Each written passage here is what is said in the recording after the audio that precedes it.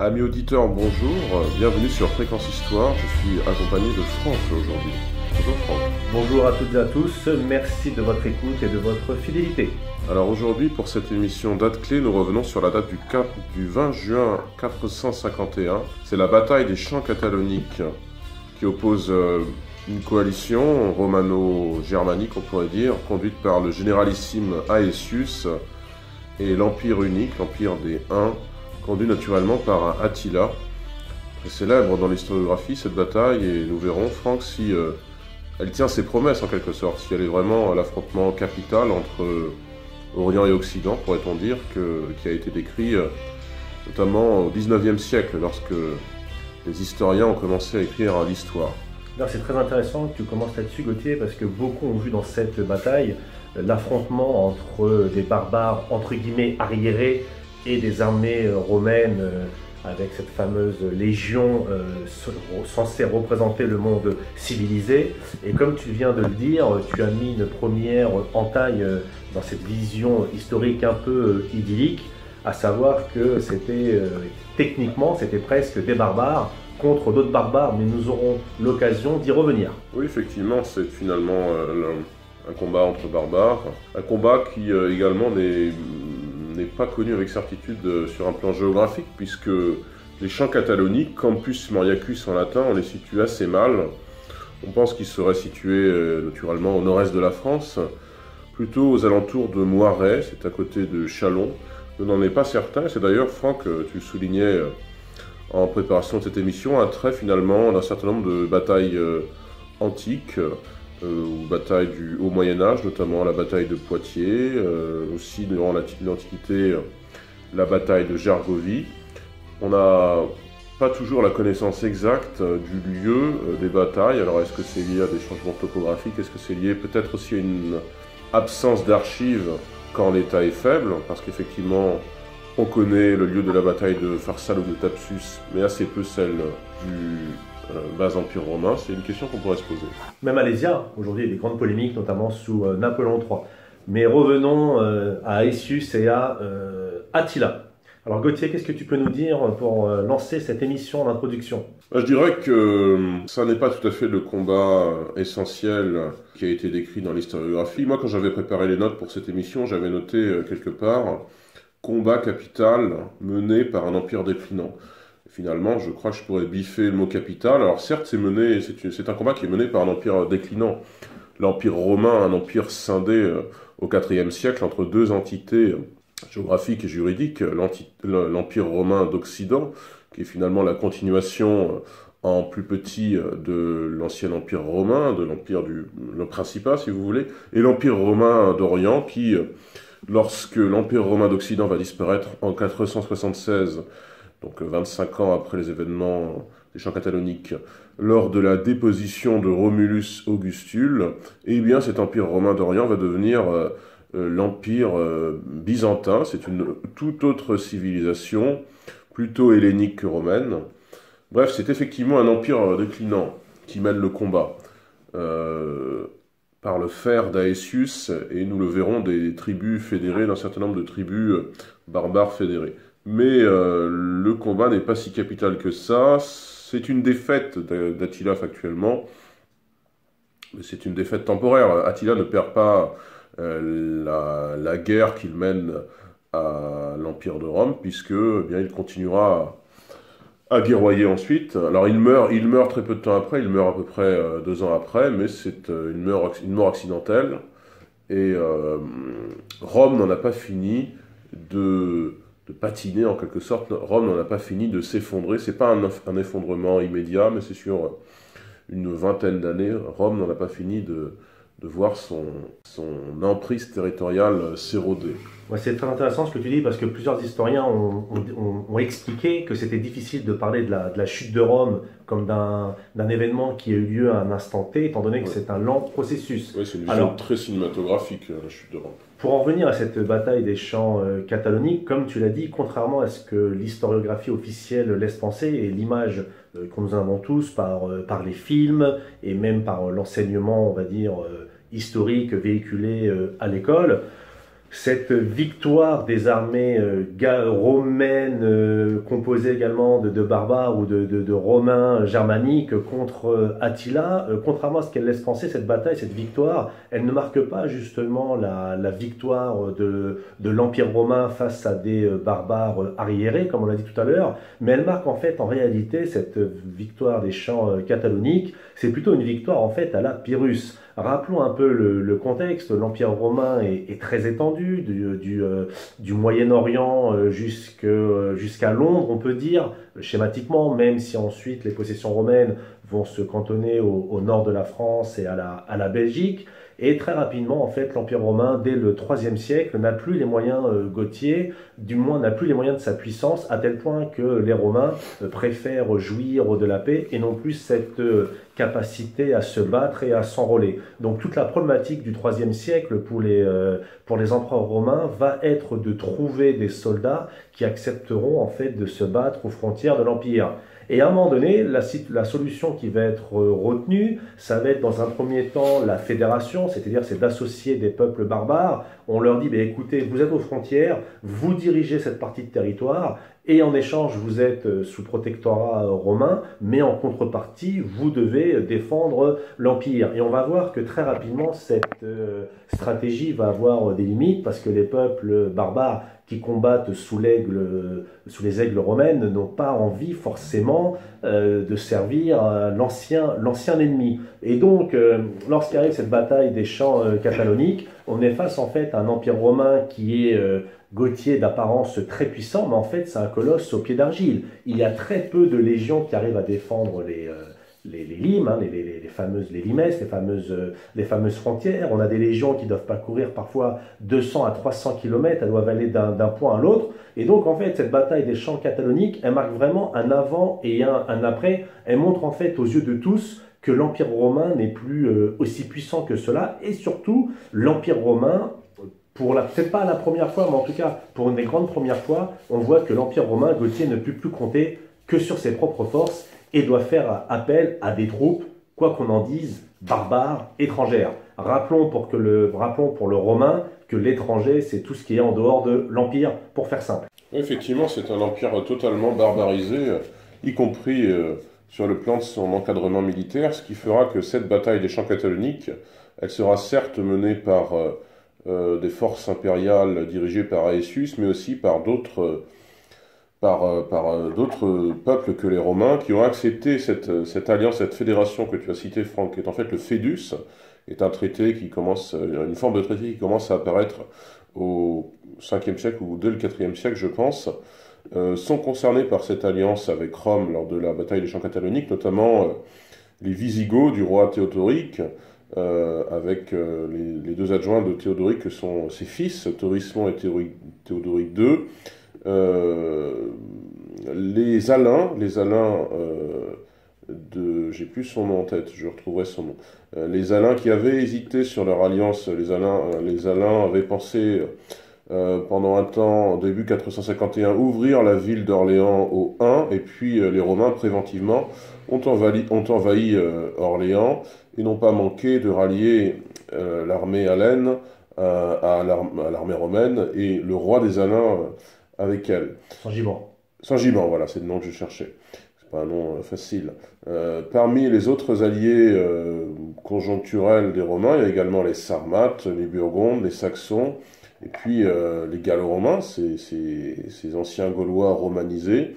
Et puis, complètement à part, il y a les Francs qui participent également à cette bataille. Les Francs, c'est avant tout des fantassins, tandis qu'un peuple comme les Sarmates, par exemple, sont plutôt des cavaliers lourds, avec des armures très reconnaissables, des armures d'écailles, des casques reconnaissables aussi, que sont les casques segmentés, puis les Sarmates sont des combattants à la lance.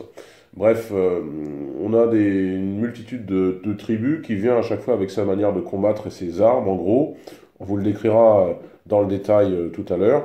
Et pour revenir spécifiquement sur les Francs sont quand même un peuple qui, entre guillemets, tire son épingle du jeu, puisqu'il jouira des bénéfices politiques de la chute de Rome, puisque l'Empire de Rome étant tombé, l'Église chrétienne restant toutefois comme une structure sociale importante, il y aura une sorte d'alliance politique en bonne intelligence entre le tout jeune royaume franc, institué en 481 par Clovis, et puis ce reliquat d'église chrétienne. Il y aura une sorte de synergie politique et religieuse pour, espère Clovis, relancer un empire. Ça ne marchera pas tout à fait, mais ce sera un essai. On peut également noter, Gauthier, en termes de précision par rapport aux belligérants, c'est que les Francs sont entre guillemets divisés.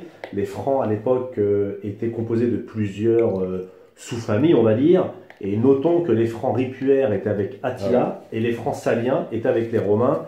Francs saliens, dont le chef Mérové est l'ancêtre de Clovis, et il participe à cette victoire face à celui, si on se passe du point de vue romain, barbare, Attila. Donc les Francs saliens combattent dans l'armée d'Aetius. Ouais, ça m'a marqué de voir que les ripuaires, donc une partie des Francs, une fraction des Francs, étaient en réalité dans les rangs d'Attila. Ça contrevient aussi un peu à l'image d'Épinal d'un affrontement Occident contre Orient.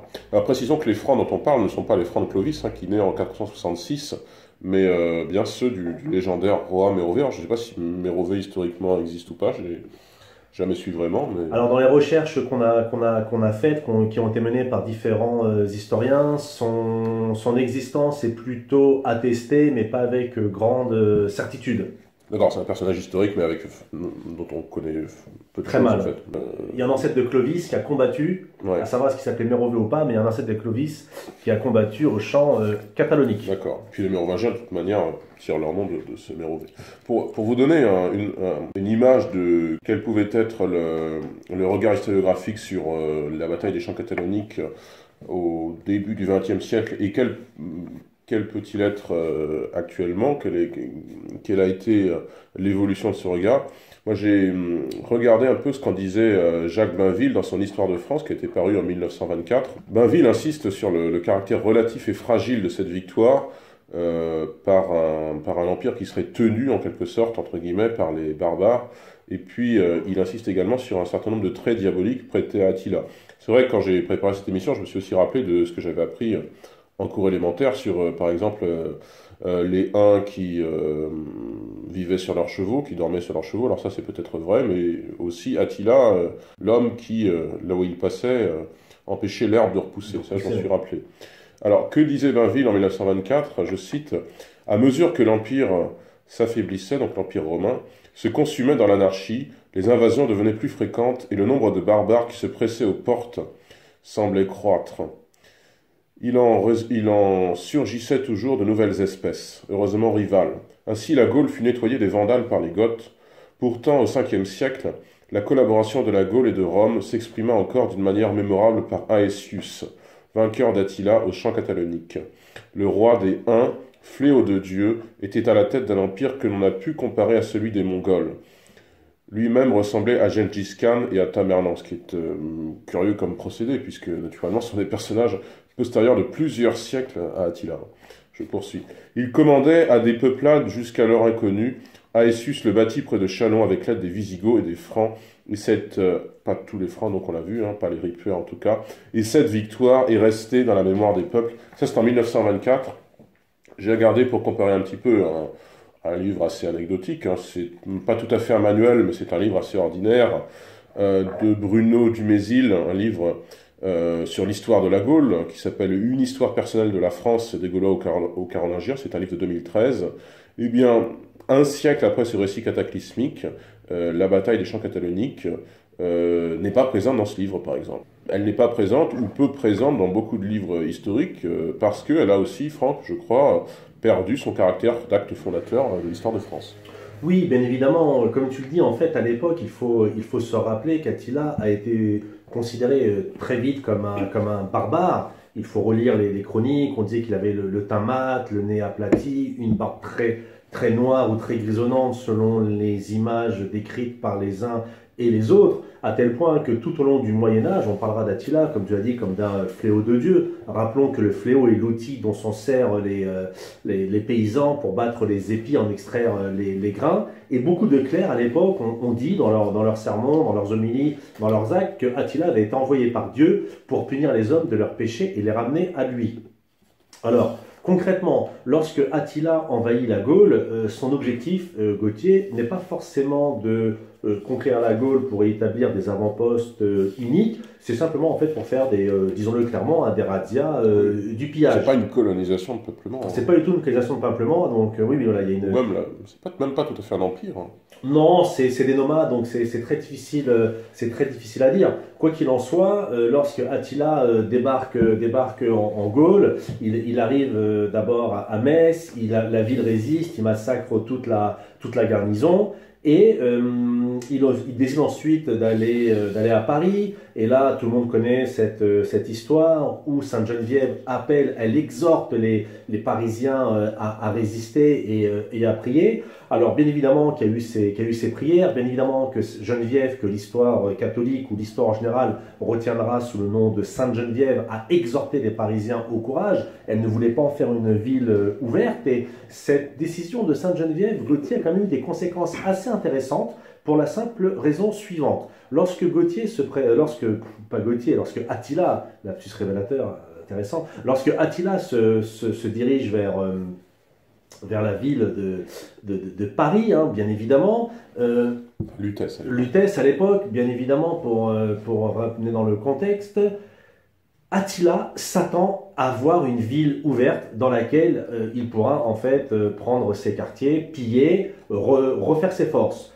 Or, comme je l'ai dit, Geneviève, cette lutétienne, demande aux Parisiens de rester et les force à la résistance. Et lorsqu'Attila arrive aux alentours de Lutèce, il voit donc que la ville elle est fortifiée. Rappelons également qu'aujourd'hui, quand on va à Paris, c'est très facile, mais à l'époque, Paris était vraiment entouré de marécages, de bois, et donc, comme l'armée unique était vraiment composée principalement de cavalerie, c'était très difficile en fait de manœuvrer.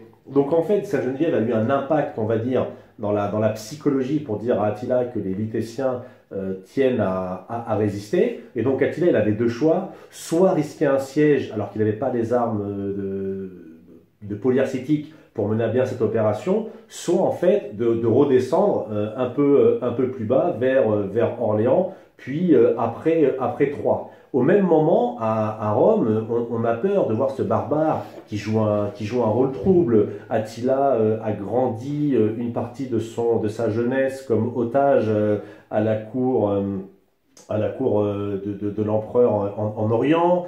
Il connaît les us et coutumes romaines, donc il connaît les points forts et les points faibles. On a décrit Attila comme un barbare, mais apparemment il parlait plusieurs langues, Gauthier, dont le latin et le grec.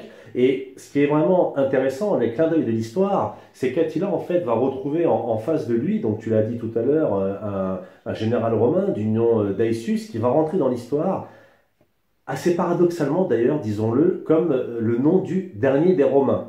Alors pourquoi le dernier des Romains? Ça pose question, parce qu'en fait il va être considéré, à tort à mon avis, comme le dernier Romain à défendre l'Empire, parce qu'après lui, les défenseurs de l'Empire romain ne seront plus des Romains stricto sensu. Or, il faut rappeler que Aetius lui-même est d'origine semi-barbare. Sa mère est une riche et noble romaine, et son père, en fait, est un officier romain d'origine scythe, qui est parvenu au rang très élevé de maître de la milice, puis comte d'Afrique. Donc en fait, la personne déjà qui défend à l'époque l'Empire romain n'est pas un Romain stricto sensu. Et donc, clin d'œil de l'histoire, Aetius, au cours de sa jeunesse, il a été élevé à la cour impériale d'Honorius à Milan, puis à Ravenne, et surtout, il a également été envoyé comme otage à la cour d'Alaric, roi des Visigoths. Donc c'est-à-dire qu'il connaissait très bien, là encore, les us et coutumes des barbares, mais surtout, Gauthier, il a été envoyé à la cour de Ruga, roi des Huns, entre 409 et 412, où là, il devient ami du neveu de Ruga, qui s'appelle Attila. Donc en fait, durant ces 3 années où il vit comme un otage, Aetius a pu apprécier à la fois lui aussi les forces et les faiblesses des Huns au combat, mais également leur art de la guerre très particulier, tu en reparleras sûrement tout à l'heure, c'est-à-dire ces cavaliers montés avec des arcs et des flèches. Ce qui est intéressant, c'est que comme il va voir pendant 3 ans de près comment ils vont se battre, lors de la bataille des champs cataloniques, il sera utilisé au mieux les troupes dites auxiliaires, les fameux peuples germaniques, il sera les utiliser au mieux contre les Huns. Oui, on estime que de cette expérience, de ces quelques années passées comme otage des Huns, finalement a su s'attirer une connaissance psychologique de ce qu'étaient les Huns, qui a pu lui servir ensuite lors de la bataille des Champs cataloniques. Ça nous a permis, Franck, de rappeler que l'Empire unique, ces invasions uniques, cette existence des Huns, précède bien sûr les années 450-451. On a l'impression qu'ils émergent soudainement comme ça sur la scène, je ne vais pas dire la scène européenne, c'est un peu anachronique, mais qu'ils émergent un petit peu dans leur confrontation vis-à-vis du monde romain, comme ça en 450. Mais non, pas du tout. Les Huns existent depuis le IVe siècle et ils atteignent quand même une masse critique dans les années 370, donc plus de 70 ans plus tôt, 80 ans plus tôt même, ce qui les amène à déborder leurs frontières naturelles. À partir de ce moment-là, les Huns franchissent la Volga. Tout d'abord, ils soumettent les Alains. J'ai parlé tout à l'heure, enfin tu as parlé, Franck, de Saint-Giban, ce roi Alain qui avait failli livrer Orléans aux Huns. Ça aurait été une victoire facile, et puis non, les Romains ont investi Orléans à sa place. Bref, les Alains sont soumis. Ensuite, les Huns dépassent le Don, ils soumettent les Ostrogoths qu'on retrouvera parmi les alliés des Huns lors de la bataille des Champs cataloniques. Et ce mouvement des Huns, un petit peu comme un jeu de quilles, entraîne le mouvement de différents peuples vers la Gaule, qui donnera les grandes invasions, notamment les grandes invasions de 406. On dit grandes invasions, c'est à peu près, je crois, 150 000 personnes, hein, mais pour l'époque, dans une terre de 250 millions d'habitants, c'est important. Les Visigoths sont repoussés au nord du Danube, ils entrent dans l'Empire romain d'Orient, ils sont poussés encore plus à l'ouest et ils arrivent en Gaule à partir de 418. Les Huns poursuivent encore leur avance vers l'ouest. Ils suscitent encore d'autres mouvements de différents peuples, notamment des peuples germaniques. Ils s'installent dans les plaines danubiennes de Pannonie et ils envahissent l'Empire. Ils envahissent l'Empire tant et si bien que Rome déplace sa capitale à Ravenne. C'est aussi un marqueur objectif, je crois que c'est en 425, je ne suis pas certain. C'est un marqueur objectif, ce déplacement de capitale, du fait que l'Empire de Rome perd un peu de sa superbe, parce que Rome, depuis la fondation mythique en moins 753, même si c'est pas vrai, à quelques dizaines d'années, on va dire, depuis la très haute Antiquité, Rome, c'était quand même le centre du monde. Et bien là, ça se déplace à Ravenne. Après, rapidement, rappelons que la Pannonie est aujourd'hui à cheval sur différents pays, l'Autriche, la Slovaquie, la Slovénie, la Croatie et la Hongrie, mais principalement la Hongrie. D'ailleurs, aujourd'hui, beaucoup de Hongrois se réfèrent et se revendiquent d'Attila en tant que Magaillard. On aura l'occasion d'en reparler sûrement. Ça, c'est un symbole positif hein, pour eux.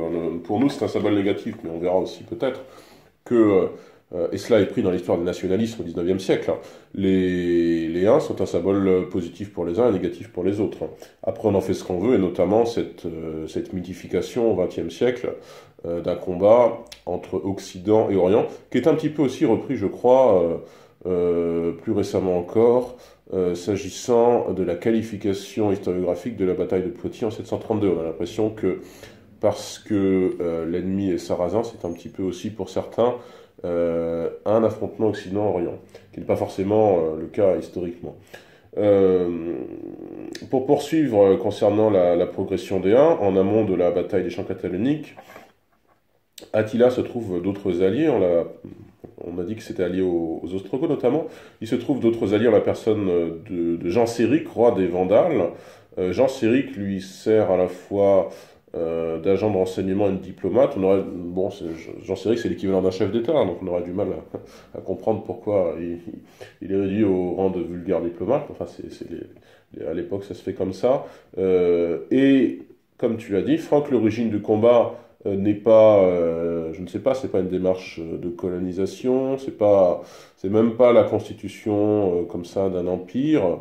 On parle d'empire unique un petit peu parce qu'il faut bien désigner les choses, mais enfin c'est pas tout à fait un empire. L'origine du combat, c'est tout simplement la quête du butin et un refus, le refus de l'empereur d'Orient qui s'appelait Marcien, de payer Attila. Alors comme l'empereur d'Orient ne veut pas payer, eh bien Attila et les Huns se tournent alors vers l'Occident, qui jusque-là avait été épargné, et il cherche un prétexte, Attila, et il trouve comme prétexte eh bien, son souhait de soumettre les Visigoths. Oui, alors rappelons en fait que la sœur de l'empereur que tu as cité, l'empereur voulait marier sa sœur à un notable, un notable romain qu'elle ne désirait pas. Et curieusement, en fait, au lieu de demander de l'aide à des patriciens ou à des gens de son peuple, de son gouvernement, elle envoie sa bague à Attila, c'est-à-dire avec un message « aide-moi ». Et en fait, Attila, il prend ça comme une demande en mariage et il accepte la bague et il dit à l'empereur « je veux bien me marier avec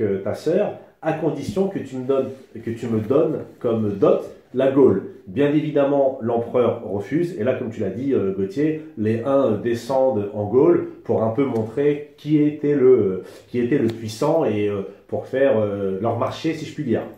Ouais, et puis il faut dire que la démarche n'est pas fortuite parce que les Visigoths ayant été fédérés aux Huns à un moment, les Huns estiment en fait que tout peuple soumis un jour aux Huns leur devant tribut pour la postérité, il faut de nouveau soumettre les Visigoths. Alors les Visigoths résidant en Aquitaine possèdent en fait la province qui est la plus riche de la Gaule. Donc il y a un intérêt aussi stratégique à ce que, selon Attila, la Gaule visigothique soit possédée de nouveau par les Huns. Et donc on arrive petit à petit à cette cristallisation du conflit, avec, tu l'as cité, Franck, ces épisodes à Metz. Hein, alors c'est pas simplement la destruction de la garnison, hein, a priori c'est quasiment un génocide à Metz. Le massacre de toute la population. Le massacre de la population militaire et civile. Enfin, oui, mais militaire et civil. Il n'y a pas que Metz, hein, j'ai vu d'autres villes. Alors, ce qui est intéressant, c'est que le franchissement du Rhin est facilité, semble-t-il, par rapport à ce qui s'était fait les décennies précédentes, parce qu'il y a un peuple qui manque à l'appel, c'est les Burgondes. Les Burgondes résistaient ça représentait une sorte de tampon Oui, entre les deux mondes jusque-là, jusque dans les années 430 à peu près. Et puis les Burgondes, dans ces années 430 ayant été quelque peu dispersés, sont partis en Sapodie, qui est une zone montagneuse entre le Jura et les Alpes, ce qui fait qu'il n'y avait pas ce tampon burgonde à la frontière orientale de la Gaule pour peut-être empêcher Attila d'investir complètement ce territoire sous influence romaine. Ce qui fait que Metz est détruite, comme tu l'as dit, hein, très au-delà de la garnison, également la population civile, mais également des villes comme Reims, Troyes, Orléans est visé, on a cité l'épisode de Saint-Giban, et puis tu as cité, Franck, cet épisode historique et mythique de Sainte-Geneviève à Lutèce. Ce qui fait que Attila se retire un peu plus à l'est d'Orléans. En fait, il est à peu près 200 km à l'est au moment où il rencontre cette armée romaine et barbare le 20 juin 451, à peu près au niveau de l'actuelle ville de Moiré, près de Troyes. Oui, tout à fait. Alors, bien évidemment, comme tu l'as dit, il s'ensuit en fait une certaine pérégrination en Gaule, et à un moment donné, Attila, en fait, il va se retrouver assez paradoxalement, alors qu'on le prévient que les Romains sont en train de s'organiser. Attila, il a il a à la fois un respect pour l'empire romain, il y a une espèce aussi de fascination, il y a une espèce un peu aussi d'imitation. Il y a un film qui est très intéressant, que j'ai vu plusieurs fois, qui s'appelle Attila le 1. Je ne sais pas si tu connais, Gauthier. Ouais, je connais pas. Et en fait, dans ce film, on voit vraiment la fascination qu'exerce Rome sur Attila. Et en fait, Attila, il essaie de créer une ville. Et lorsqu'il y a des parlementations, Aetius, son ancien copain d'enfance, si je puis dire, le visite dans ce camp lors de pourparlers. Et Aetius lui dit, mais où sont tes routes, où sont tes termes? Et Attila lui dit, bah ça arrivera un jour. Et en fait, Attila, il sous-estime en fait son ami d'enfance, Aetius, et il ne le croit pas capable en fait de s'opposer à lui de manière franche et directe, mais surtout, il sous-estime en fait la capacité diplomatique d'Aetius à faire travailler ensemble des Romains et différents peuples germains. Rappelons qu'Aetius est un personnage plus ou moins trouble. Donc avant d'être le généralissime en chef des armées romaines, il avait goûté la prison en 423 parce qu'il avait, alors je vais employer un terme moderne pour qualifier une action ancienne, mais il avait essayé de faire un putsch, ou disons-le plus clairement un coup d'État, c'est-à-dire qu'il avait pris parti pour Jean, contre l'empereur Théodose. Bien évidemment, cette conjuration va tomber à l'eau et Aetius va connaître les geôles romaines. Alors il va sortir des geôles romaines pour la simple et bonne raison que malgré son côté trouble, les gens connaissent à la fois son origine ethnique, donc c'est un demi-barbare, et les gens savent également qu'il a passé une partie de l'enfance avec les Visigoths et avec les Huns, mais aussi surtout c'est un excellent meneur d'hommes. Et en fait, l'empereur se retrouve face à un dilemme, c'est-à-dire est-ce que je mets un général romain pur, mais qui est incompétent, mais qui est fidèle, ou est-ce que je mets un personnage plus ou moins trouble, qui a comploté dans le passé, qui a des origines barbares, mais qui est en même temps compétent et qui a déjà montré sa compétence et sa capacité à servir l'empereur et l'empire. Et Valentin III ne va pas hésiter à le nommer d'abord général, et puis ça va être un espèce de conseiller officieux. Alors pendant que Attila en fait fait sa petite traversée gauloise, Aetius en fait arrive à regrouper une troupe à la fois de Romains et de barbares romanisés, si je puis dire, et à les intégrer. Et en fait, Aetius, il cherche vraiment le combat, le choc frontal, parce qu'il sait que son armée peut le vaincre. Alors d'où vient cette conviction forte et puissante? On ne peut pas vraiment le savoir. Tout ce qu'on peut dire, c'est que Aetius a vraiment très bien préparé son armée. Il connaît les points faibles des Huns. Il sait aussi que frapper au cœur l'armée d'Attila, le frapper directement, peut considérer un impact psychologique très important. Et donc Aetius va réussir au nez à la barbe des espions et des émissaires uniques, à constituer une armée au centre-nord de la Gaule, hein, si je puis dire, pour vaincre Attila. Et donc c'est un véritable... il faut quand même se rendre compte de l'époque, les cartes étaient certes précises, mais pas autant précises que maintenant, mais surtout il fallait faire manœuvrer Gauthier des hommes qui ne parlaient pas, dans la majorité des cas, la même langue, mais surtout qui avaient des techniques de combat très différentes. Et le tour de force d'Aetius, en fait, ça va être de faire converger des peuples différents, mais avec un intérêt commun, c'est-à-dire le suivant: abattre la menace qui pèse sur tous, à savoir Attila le Hun. Effectivement, et c'est donc cette bataille dont nous ne connaissons pas le lieu, mais dont nous, paradoxalement, nous connaissons très bien le plan des différentes forces, le plan de bataille. C'est une bataille d'environ 100 000 hommes, hein, toutes forces comprises, avec d'une part ces Huns qui sont au centre du champ de bataille. Ce sont des cavaliers légers, comme on l'a dit. Enfin, on a dit que c'était des cavaliers. Ils sont des cavaliers légers qui agissent notamment avec des arcs, qui tirent sur l'ennemi pour le harceler, et qui, quand l'ennemi est suffisamment affaibli, finissent par le combattre à l'épée. Il faut signaler qu'il y a une certaine forme d'acculturation entre Romains et Huns sur le plan de l'armement, puisque l'équipement des Huns est partiellement romanisé. Ça, c'est parce qu'il y a eu déjà un siècle de contact en préalable. À l'aile gauche de cette armée unique sont placés les meilleurs alliés des Huns, qui sont les Ostrogoths, dirigés par 3 frères, Tudimir, Valamir et Vidimir, qui eux combattent avec une cavalerie lourde, blindée, en tout cas carapassonnée, avec des lances. Ça, c'est en première ligne. Dans la seconde ligne, qui est une ligne de réserve, il y a l'infanterie. Et ensuite, une aile droite faite de troupes d'infanterie de moindre qualité, que sont les Suèves, les Hérules et les Thuringiens, qui sont d'autres peuples alliés des Huns. Les Gépides, qui sont un peuple originaire de Basse-Vistule, font ensuite la jonction avec les Huns du centre. Du côté des forces impériales commandées donc par le généralissime Aetius, il y il y a donc cette coalition de fédérés et d'alliés de l'Empire.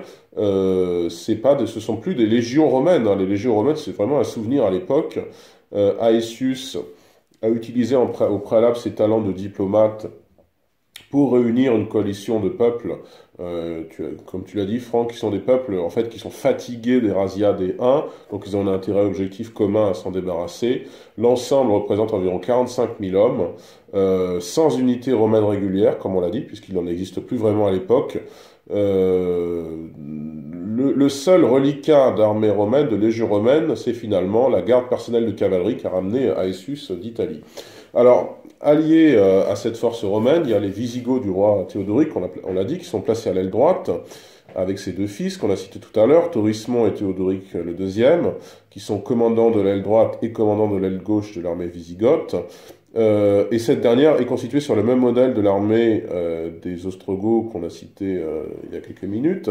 Au centre se placent les Alains, donc les Alains de Sangiban, ce chef qui avait hésité quant à son alliance, plutôt une alliance romaine ou plutôt une alliance unique lors du siège manqué d'Orléans. Alors les Alains sont des cavaliers lourds qui sont équipés un petit peu comme les Sarmates, qui sont aussi romanisés en partie dans leur équipement. Donc il y a une acculturation finalement des deux côtés, hein. À la fois les Huns romanisent leur équipement et certains barbares comme les Alains romanisent leur équipement. Donc l'aile droite est commandée par Aetius, qui commande les Francs, les Sarmates, les Burgondes, les Saxons, les Gallo-Romains, et les Francs forment un petit peu l'élite militaire de cette partie, de cette aile. Ils en forment aussi la majorité en nombre. Les Francs sont des fantassins, tandis que les Sarmates sont des cavaliers lourds, avec des armures très reconnaissables, on l'a cité tout à l'heure, armures d'écailles et casques segmentés, et ils combattent à la lance. Voilà un petit peu un aperçu des équipements et des hommes lors de cette bataille des champs cataloniques, qui vira à l'avantage des Romains, mais ça n'est pas non plus la victoire définitive de l'Empire romain, on verra. Alors, comme tu l'as dit de manière très claire, cette bataille marque certes une défaite d'Attila, mais beaucoup à l'époque ont surtout vu dans la défaite d'Attila une défaite tactique. Donc, comme tu l'as dit, la bataille a commencé le 20 juin 451 pour se finir tard dans la nuit. Et ce qu'on peut également noter, c'est que Aetius, là aussi, il joue un jeu trouble. C'est que les Huns sont à sa merci, mais on l'a dit, une fois que l'ennemi principal est vaincu, Aetius a du mal à tenir ses troupes, dans le sens que chaque troupe, une fois l'ennemi principal vaincu, chaque troupe en fait joue sa propre partition. Les Visigoths jouent leur propre partition parce qu'il y a des problèmes de succession chez eux, donc ils doivent retourner à Toulouse pour définir qui va être le nouveau roi. Les Francs de Mérové jouent également leur partition. Et donc en fait à Rome, l'empereur, il est certes content de cette victoire d'Aetius sur Attila, mais il ne comprend pas pourquoi celui-ci ne détruit pas les Huns. Donc il y a deux raisons. Donc la première, on l'a dite, c'est celle-ci, c'est que les troupes d'Aetius n'étant pas des troupes régulières, chacun fait un peu ce qu'il veut une fois que la bataille est terminée, mais surtout, beaucoup d'historiens expliquent la chose suivante, c'est qu'Aetius, c'était dans son intérêt que son ancien ami, on ne va pas dire condisciple, mais son ancien camarade, lorsqu'il était otage, soit toujours en vie en fait pour mettre une certaine menace sur les flancs de l'Empire romain. Vous savez, c'est un peu la fameuse histoire du pompier pyromane. Aetius n'éteint pas totalement le feu pour montrer en fait à l'empereur qu'il est encore utile et que c'est lui le vainqueur d'Attila. Donc, donne-moi des armes, de l'argent, de l'or, des terrains, des titres et je te servirai. Mais même s'il y avait une dimension un peu tactique, voire même machiavélique, si je puis dire, on renvoie notre émission sur Machiavel pour le sens précis de ce mot, il ne faut pas oublier la première réalité qui est purement militaire. Aetius n'a pas la maîtrise totale des troupes qui le commandent. C'est vraiment très important. Alors certes, Attila a été battu, mais c'est plutôt, comme je le dis, c'est plus une victoire tactique qu'une vraie défaite militaire, en ce sens qu'Attila ne perd pas tant de butin que ça, il perd beaucoup d'hommes, mais il peut rentrer librement dans ces terres de l'Est. On peut également noter que l'année d'après, Attila ne se privera pas, Gauthier, de ravager le nord de l'Italie de manière complètement détendue et joyeuse. en fait, ce que je veux dire avec cet exemple, c'est que les champs cataloniques pour Attila ne sont pas à Stalingrad, pour faire une comparaison, même si c'est toujours hasardeux, ou plus exactement, les champs cataloniques d'Attila ne sont pas le Waterloo d'Attila. Certes, il a subi une défaite, mais c'est pas une défaite totale, c'est pas une défaite complète, c'est une défaite qui le laisse à la tête de ses hommes, c'est une défaite qui le laisse à la tête de son butin, à la tête de ses chariots, à la tête de son armée, et surtout, il est encore assez puissant pour l'année d'après remettre le couvert, si je puis dire, pour refaire une fameuse descente en Italie et garnir les caisses uniques qui devaient être vides. Parce que l'intérêt d'Attila d'avoir de l'argent, c'était la capacité qu'il avait justement à pouvoir payer ses nombreux vassaux. Oui, déjà, Attila ne meurt pas au combat, alors qu'il y avait quand même dans ces combats, la réalité parfois de la mort des chefs militaires, hein, et y compris du côté romain. Je pense à un empereur comme Vitellius, qui est un des empereurs de cette fameuse année des 4 empereurs en 69. Il me semble que Vitellius meurt au combat de sa volonté d'accéder au pouvoir après le suicide de Néron, quand le sort n'en est pas jeté et que différents empereurs s'affrontent. Il y a parfois des morts violentes sur le champ de bataille. Ça n'est pas le cas pour Attila, qui survit, qui effectivement continue à guerroyer. Effectivement, Franck, qui part en Italie, puisque Attila prend Aquilée en 452, qu'il marche sur Rome, il essaye de rançonner Rome en s'adressant au pape, Léon, et ce dernier, on ne sait pas trop comment, historiquement, on ne sait pas. Il sort de sa ville, apparemment avec les bannières, ils ont une discussion et Attila fait demi-tour. Ah oui, ça c'est la légende, et peut-être le fait historique, mais c'est ce qu'on dit, effectivement. En tout cas, Attila s'en détourne, effectivement.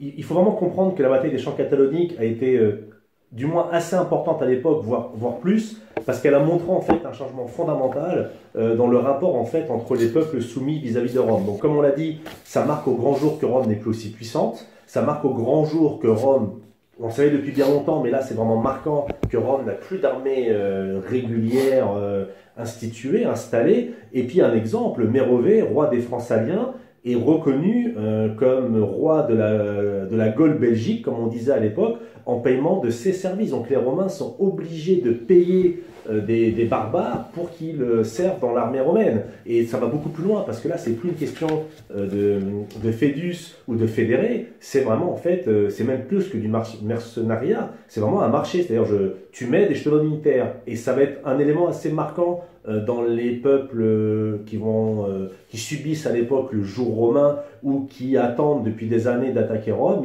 Les gens voient bien que Rome n'est plus ce colosse très fort, mais au contraire, ce n'est qu'une proie à saisir. Et à partir de cet instant, les Francs imposent graduellement leur domination sur toute la Gaule pour les 3 siècles à venir. On peut également citer Gondioque, chef des Burgondes, dont le royaume outre-Rhin avait été mis à sac 20 ans plus tôt par les Romains. Et ben là, grâce à son impact, il se taille un royaume en Bourgogne. On peut dire également qu'à l'époque, il ne reste qu'un Romain en Gaule qui est entouré de rois barbares, il reste qu'un patricien romain, c'est Sigréus. Donc en fait, cette bataille des champs cataloniques, elle marque à la fois un chant du cygne pour l'armée romaine et également elle montre qu'Attila n'est plus aussi invincible.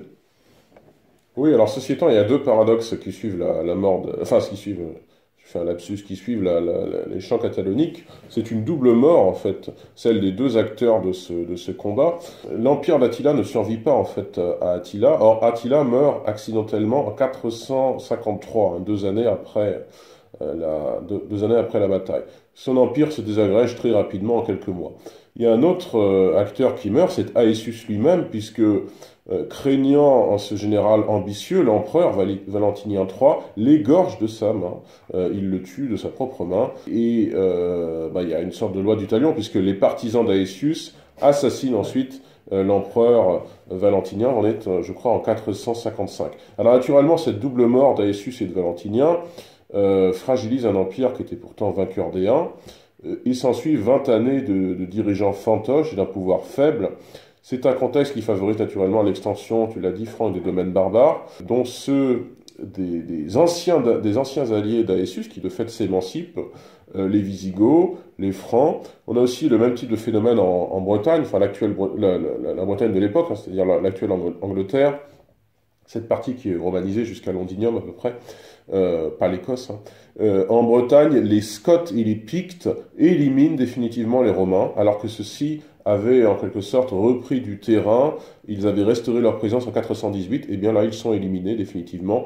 Il faut dire qu'Aesius avait été sollicité vers 454 à peu près, mais il n'avait pas eu le temps de les sauver puisque il était mort quelques mois plus tard. Et la conflagration va s'accélérer à la même époque, puisqu'Aesius ne peut pas sauver les Romains de Bretagne. Les Romains de Bretagne font appel à des fédérés, les Saxons. Alors les Saxons combattent pour les Romains, mais ensuite ils se révoltent contre les Romains, tandis que de nouveaux envahisseurs, qui sont les Jutes et les Angles, envahissent l'île au niveau du Kent. Donc il y a une totale désagrégation de la présence romaine en Bretagne, puisque on passe d'une situation en 452 où Rome est présent en Bretagne à une situation où Rome fait appel à des fédérés qui eux-mêmes se révoltent et des peuplades externes, les Angles et les Jutes, profitent de ce désordre pour eux-mêmes essayer de dominer sur l'île avec cette invasion. Et pratiquement au même moment, à Rome, l'ancienne capitale de l'Empire, il y a un pillage en règle par Jean Séric et l'empereur déposé et remplacé par un général fédéré qui symboliquement est un Suève. C'est plus du tout un Romain, c'est Ricimer. Et l'Empire va survivre encore à peu près 20 ans, jusqu'à son délitement final en 476. Alors, ce qu'on voulait vraiment signifier avec cette bataille, c'est que, contrairement à l'image un peu facile et réductrice que les gens en font d'un espèce de choc des civilisations avant l'heure entre l'Orient et l'Occident, cette vision est fausse. Cette vision d'un empire romain flamboyant qui terrasse des barbares arriérés, elle est également fausse. C'est plutôt un combat entre barbares avec quelques reliquats de troupes romaines et avec à sa tête un général demi-romain. Mais surtout, cette bataille elle montre un changement vraiment fondamental, comme je l'ai dit tout à l'heure, et j'insiste vraiment sur ce mot fondamental, dans les rapports entre les Roms et les peuples soumis. Et en fait, après cette bataille, on voit bien, Gauthier, que l'Empire romain, comme tu l'as si bien décrit à l'instant, va de chute en chute, jusqu'à finir par la destruction totale, parce qu'incapable de se régénérer et incapable aussi de se remettre en question. D'ailleurs, on peut se poser la question, Gauthier, et ce sera peut-être le mot de la fin en guise de conclusion, comment se fait-il que l'Empire d'Occident n'a pas réussi à trouver les ressources pour se maintenir, alors que l'Empire d'Orient, qui lui aussi était menacé par différentes je ne vais pas dire peuplade, mais par différentes invasions, différentes coalitions, lui a su résister pendant encore quasiment 700 ans. C'est une question qui mérite d'être posée. Je suppose qu'il y a en partie lié à la composition ethnique de l'Empire, sans faire excessivement une analyse ethniciste. Et il est vrai que la composition ethnique de l'Empire était beaucoup plus multiforme et qu'il n'y avait plus du tout d'unité ethnique et surtout ethno-culturelle dans ce qui était devenu l'Empire romain d'Occident. Et puis lorsqu'on analyse ce déclin sur le plan de l'anecdote, il est assez frappant de constater que, alors déjà les empereurs des 20 ou 30 dernières années se succèdent quasiment une fois, c'est quasiment un empereur par an, et puis c'est amusant de voir quels sont leurs noms. On a un empereur comme, je crois que c'est vers 450, un empereur comme Olybrius. Qu'est-ce qu'un Olybrius maintenant, sinon quelqu'un qui est perçu comme quelque chose de fantaisiste ou d'un peu fou. Cet aspect de folie vient en fait du nom de cet empereur de l'Empire tardif. Et puis le tout dernier empereur de Rome donne le ton en quelque sorte, puisqu'il s'appelle Romulus Augustule, c'est-à-dire qu'il essaye de se référer à la plus ancienne tradition romaine, celle de Romulus et Rémus, allaité par la Louve au 8e siècle avant Jésus-Christ. Ce sont les fondateurs légendaires de Rome, et en même temps il essaye de se placer sous le patronage d'Auguste, le princeps, premier empereur de Rome, Mais il le fait maladroitement, puisque Augustule, ça veut aussi dire petit Auguste. Hein. On voit qu'il n'a pas du tout, y compris dans son nom, la carrure des anciens empereurs, des premier siècle, tout ouais, simplement. des premiers siècles, des Trajans, des Augustes, des Tibères, des Claudes, etc. Il n'en a plus du tout la carrure. Ces différents empereurs sont totalement oubliés hein, maintenant. Et grosso modo, après cette phase que tu as citée au IIIe siècle, qui s'appelle l'anarchie militaire, il n'y aura plus de grandeur romaine en Occident, hormis l'épisode de la tétrarchie à partir des années 280, lorsqu'il y aura 4 empereurs pour refortifier en quelque sorte l'assise politique de Rome en Orient et en Occident. Mais globalement, c'est une désagrégation quasiment sans pause. Hein. Au IIIe siècle, au IVe siècle, les empereurs suivants sont un petit peu passés à la trappe. Voilà, personnellement, je ne saurais pas dire précisément, par exemple, à part ceux qu'on a cités, Valentinien III, Olybrius, Romulus, Augustule, je ne saurais pas dire de noms d'empereurs du 5e siècle, quoi. Bon, ce sont des personnages mineurs, quoi. Oui, donc cette bataille des champs cataloniques marque vraiment un avant et un après. Donc merci à tous de votre fidélité et on se retrouve très prochainement, Gauthier, pour une émission cette fois-ci en direct début juillet, consacrée à un personnage de l'histoire qui a une assez grande importance mais qui est plutôt méconnu, Gauthier. Effectivement, alors ce sera le 5 juillet avec le duc de Choiseul, qui est l'un des principaux ministres de Louis XV, donc Louis XV, roi de France entre 1715 et 1774. On reviendra sur la dernière grande biographie aux éditions Perrin sur Choiseul, et ce sera jeudi 5 juillet en direct sur notre page Facebook Fréquence Histoire. Gauthier, merci à tous, à bientôt. Merci à toutes et à tous, et rendez-vous donc le 5 juillet.